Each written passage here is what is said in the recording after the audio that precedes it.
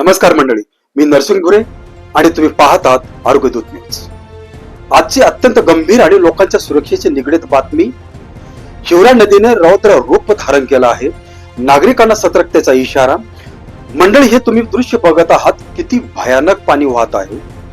वरच्या डोंगराळ भागात अजूनही मुसळधार पाऊस चालू आहे आणि त्याचा थेट प्रतिबिंब आता खालील हिवरा नदीमध्ये दिसत आहे. पाचोरा शहरालगतच हिवरा नदी परिसर आज धोक्याच्या छायेत आहे. हिवरा धरण ओसांडून वाहत असून नदीला मोठा पूर आला आहे. नदीचं रूप आता रौद्र झालं आहे. घाट परिसर, वाडी, बनोटी तसेच नदी काठेच्या गावामध्ये पाणी वेगानं वाढत असून परिस्थिती गंभीर होत चालली आहे.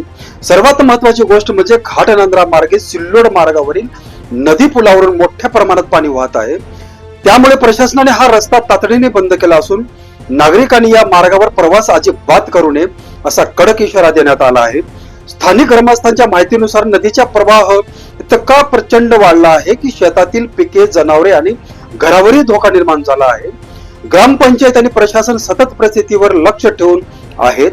खडकदेवळा खुर्द गावचे सरपंच पती श्री सुदाम वाघ यांनी आवाहन केलं आहे की नदीकाठी अजिबात जाऊ नका. पशुधन, लहान मुले आणि वृद्ध यांना सुरक्षित स्थळी हलवा. कुठल्याही प्रकारचे धोका पत्करू नका. मंडळी, हा फक्त पाऊस नाही, हा निसर्गाचा इशारा आहे. नदीने जेव्हा रौद्र रूप धारण केलं तेव्हा मानवी किती असह्य होतो हे आपण वारंवार पाहिलं आहे. एक छोटी चूक, एक क्षणात दुर्लक्ष आणि जीव धोक्यात येऊ शकतो. म्हणून सावधान राहा, सुरक्षित स्थळी थांबा, प्रशासनाला सहकार्य करा.